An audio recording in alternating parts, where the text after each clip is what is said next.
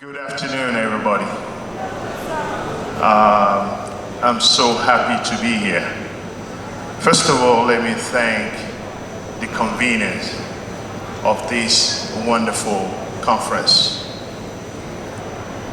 It is indeed a good day for Nigeria when we come together like this to share knowledge and to talk about vision of something new. Let me talk a little bit about myself. I left Nigeria a very young man to the United States. I went to the university, Rutgers University, New Jersey, computer science major. Started my career as a mainframe operator, even when I was in college. Moving from just a mainframe. I mean, how many of you know what mainframe is? Okay. So, moving from that world of mainframe to distributed computing, where we saw the dot-com boom, moving from that to cloud computing, which everybody is adopting now. And now, today, we're talking about AI. I've seen quite a bit in these few years of my journey. And I want to clap for all the young people in this house today. We don't thank you guys enough for being patient. We don't thank you enough for what you can do. But I want to thank you for being here today, because I believe after leaving here today, your life will never be the same again. Let me say this. Imagine a social, let me say this also, that the DG of NIDA, who is unavoidably absent today, he gave me his keynote speech. And I told him that would be plagiarism if I come here as a legislator and read your keynote. But I will highlight some key points in your keynote. I really want to speak to you as somebody who has made, not to brag, I've made so much money in technology, and you can. You can do the same thing. I'm here to challenge you, you can. I'm here to partner with you how we can walk on this journey together. Imagine a world where agriculture, our farmers can use AI to detect some of the possible diseases that can take over their farm even before they occur. That can be very devastating on their farm and the economics of it. Think about this. In this current age, Osita, you're my guy. You spoke some things that I really wanted to say, and I want to highlight. I met with some Germans yesterday, and they actually gave me this book. And I challenged them. I said, why don't you go and look at this, your educational platform, and see if you can give it to us in 3 languages: Igbo, Yoruba, Hausa. We have to tear down the barrier of language. Because if I want to teach somebody in the rural area what technology is all about, I am going to go out there and try to teach him or her in English. That's the first barrier. That guy or that woman will probably have to, or that child would actually have to catch up with my words, with my language first, before he can actually understand what I'm trying to pass out. For us, we have to break that using AI. AI can actually tear that veil where, think about this, you go to India. I've traveled to India to talk to some of the legislators. What are you doing to legislate AI? I went to China. What are you doing to legislate AI? I went to the United Kingdom, I went to the US. What are you doing to legislate it? We have to, but at the same time, there must not be an order in the way of the innovation. We cannot put legislation as a blockage. We must not block the innovation with legislation. We must provide legislation that can make the innovation thrive. Move it forward so that a lot of wealth, a lot of health, a lot of agriculture, a lot of all sectors that can be changed with AI, we can achieve that. Let me say this. Every Nigerian must benefit from artificial intelligence, if we are to call it Sussex. Every Nigerian, you go to China, you pick up the phone, nobody is reading anything in English, Cantonese.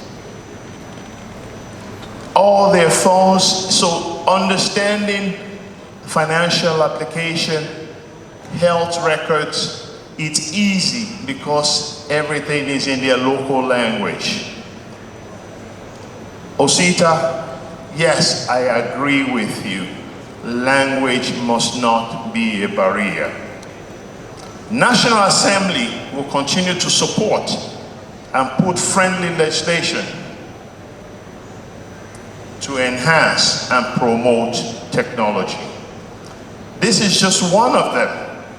Artificial intelligence is just one of them. We still have other things like blockchain that is still out there that we need to look at, but they will tie together. Let me give you an example.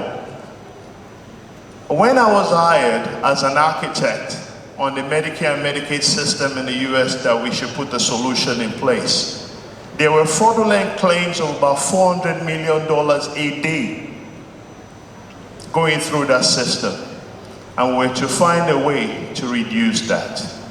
We're able to, just looking at the workflow, process flow, and automation of processes, we're able to drop from 400 million in fraudulent claims to about 65 million in about 6 months.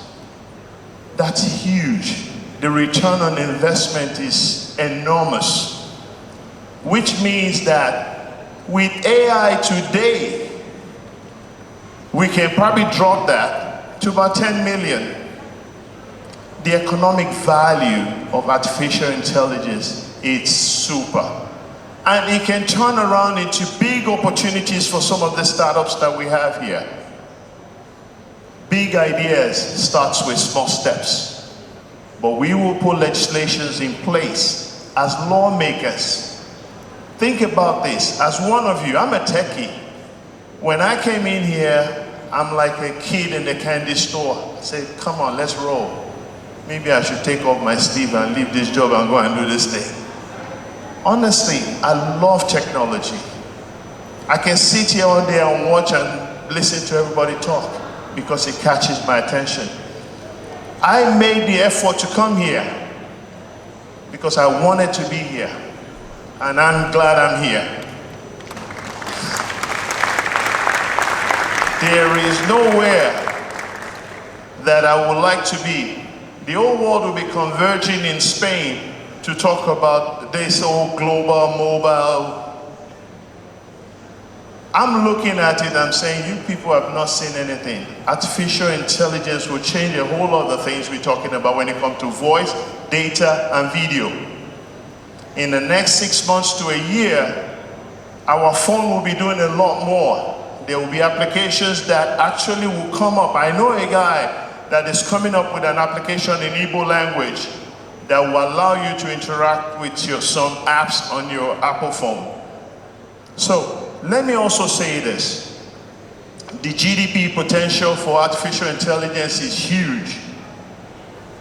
As the Chairman House Committee on ICT and Cybersecurity, I will want to, the conveners, I would like to invite you guys to a session to come and talk to the National Assembly on how we, skin this cat. It's an open invitation, and I will support that with a letter that you are invited to the National Assembly to come and speak with the Speaker. The Speaker is already talking artificial intelligence. The Senate President is already talking artificial intelligence. How do we do it? I am going to stand on this side of technology. You are not going to block innovation. We are going to legislate it, but you're not going to. This young men and women, they want to do new things. Yes, let's make mistakes and correct the mistakes later. As long as the mistake is not going to tear down our nation. We can make mistakes, but it shouldn't have to be mistakes that we can correct. Also, NIDA as an agency, which is the National Information Technology Development Agency that has been chartered by the federal government, they're actually working with you. And I know for sure that they have about 5 million naira that are given to 45 AI researchers and startups. Take advantage of that. That is small. There's this digital literacy initiative that is about to kick off, where we are going to train thousands and thousands of our youths in digital literacy. That's been kicked off by the minister, and we are supporting it 100%. Also, we are also looking at data penetration to every angle. There should not be any part of this nation that should be left out. So there will be data penetration combining fiber, network, and satellite to make sure that the last mile in this country is well, closing the gaps of technology is well represented. Lastly, as giant of Africa, it's time for us to take our place. We're not just talking about being giants, we are smart people. Everywhere you go, all the clients that are serviced in the US, they were Fortune 50. Everywhere you go, you find Nigerians. This is, let's custom AI to our needs. This is our time. Let's take our rightful place in this nation and in this continent to make sure that Nigeria comes first. Are you agreeing with me? Nigeria comes first, and we are going to take our rightful place. However, let's not cross the ethical line with AI. It's very important that we strike that balance. We should not cross that ethical line. Whatever we do must be ethical, and it must not take away the fundamental human rights of any citizens. As long as we do that, I'm not in favor of regulating the media to the point at which media also will take advantage of artificial intelligence. Let me say this. Coming from being a technologist to being a legislator is not an easy ride.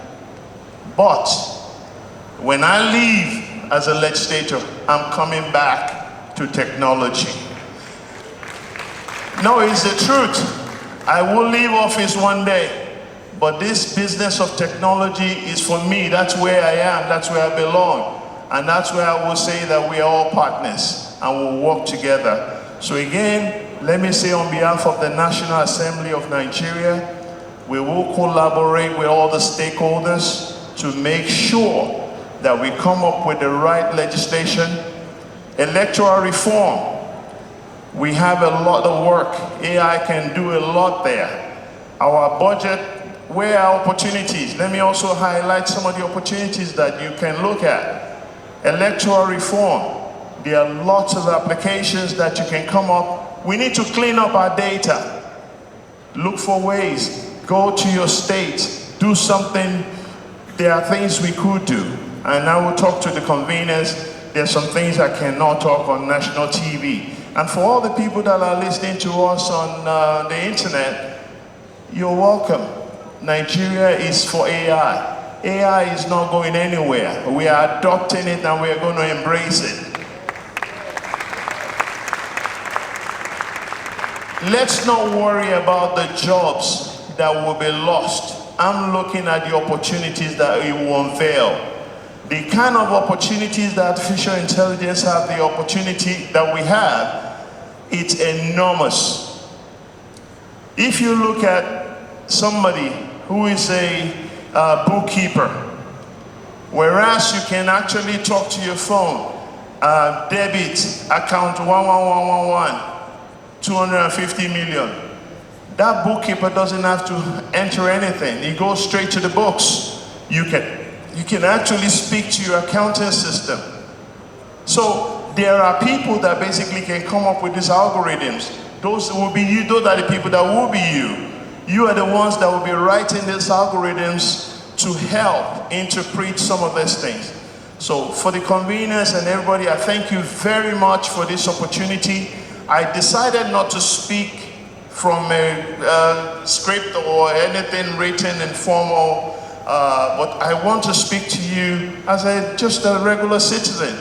This is more of let's connect together and let's change the narrative for Nigeria. Thank you very much for this opportunity. Thank you.